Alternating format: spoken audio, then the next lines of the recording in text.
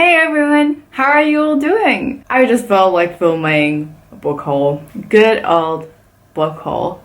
Now, I thought I bought more books in the recent times because I've been buying a lot of stuff, compensating for all the outings that haven't been happening, which I'm sure makes sense. But actually, when I looked at the books that I wanted to talk about, there were not that many, and most of them have been mentioned on my channel already, but I'll also go through them because I just love book hauls. They're so much fun and so exciting. So let's get in. Here's a quick mention for the two books that I ordered a month ago and they have been taking forever to arrive. I don't know if they got lost or something, but that's Siege and Storm and Ruin and Rising by Leigh Bardugo, which is part of the Grishaverse trilogy. I'm really sad because I put off reading till I could get these two books so I could just smoothly go through the Grishaverse trilogy. No, it's the Shadow and Bone trilogy, right? Anyways, so I was trying to postpone reading anything so I could just read those. And it's been very long and I haven't really read anything because of that, so just a quick mention for them because they deserve some attention. The first book I'd like to talk about is The Nightingale by Christine Hanna. The reason I bought this book is because it's about... Oh.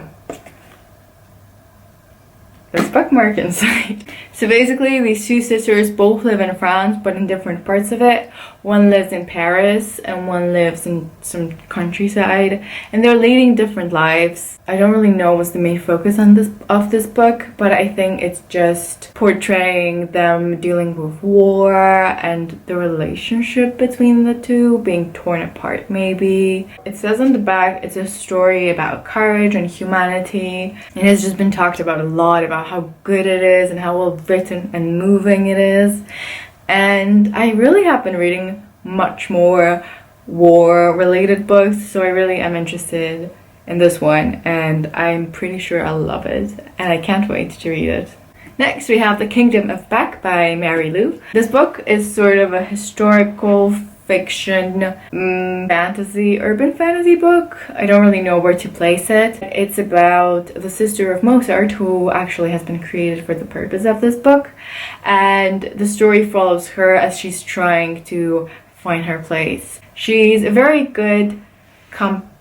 But because she's a girl and because it's a tough time for girls and because her dad is not very willing to give her a right and opportunity to become a composer, she can't really do much, and she's just sitting there watching her brother become famous and get all the fame and be all the praise and, you know, have fun while she's not. And one day this magical guy visits her and says that he can grant her wish to become a composer, but she must pay some sort of price. The combination of magic and music just sounds super interesting. I don't think I've heard of anything like this before.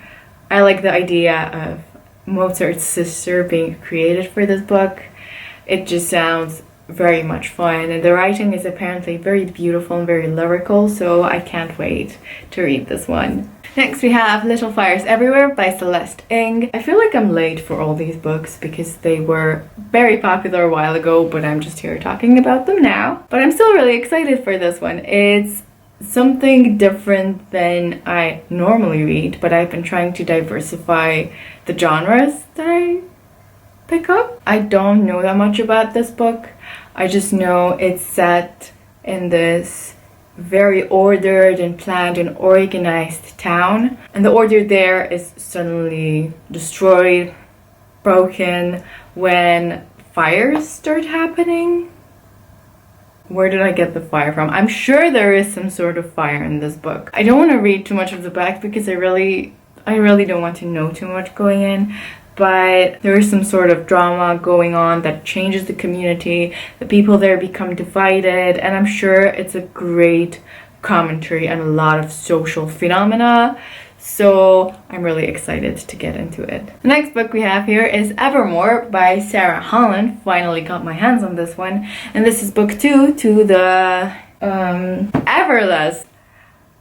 Don't the covers just look amazing? I mean, It just looks so pretty. I love it. Basically, this book follows a character who lives in a land where time is money, as in time is extracted from people's blood, and this is how people pay for things.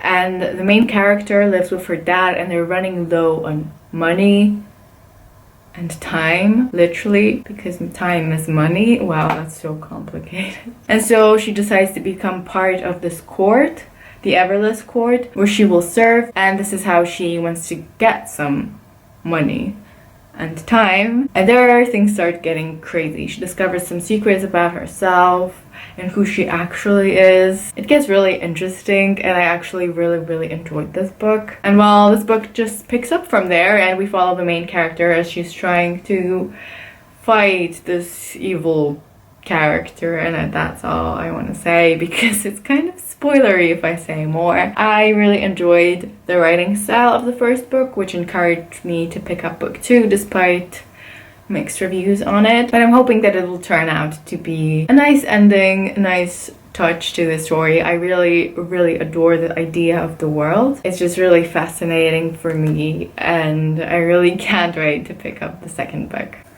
Next, we have another book that I'm really late for, and that's Turtles All the Way Down by John Green. John Green is such a popular author, and I have not read a single book by him, which I consider a bit of a disgrace because I should at least try. I'm not very into contemporary, but this is a lot of anxiety representation, which I'm very curious about. I really am interested in how anxiety was portrayed in this book. This follows a character who, together with her best friend, is trying to solve the mystery of this billionaire. I don't really know how this is connected to anything, but she is undergoing some therapy, I think, and that's where all the anxiety comes into play. This just sounds very interesting and very original, and I felt like if I read just one book by John Green, it should be this one. Moving into the next book, and one that I acquired quite recently and felt very lucky to because it was pretty cheap, is The Name of the Wind by Patrick Rothfuss. Now, I've been trying to read more of the classics and more of the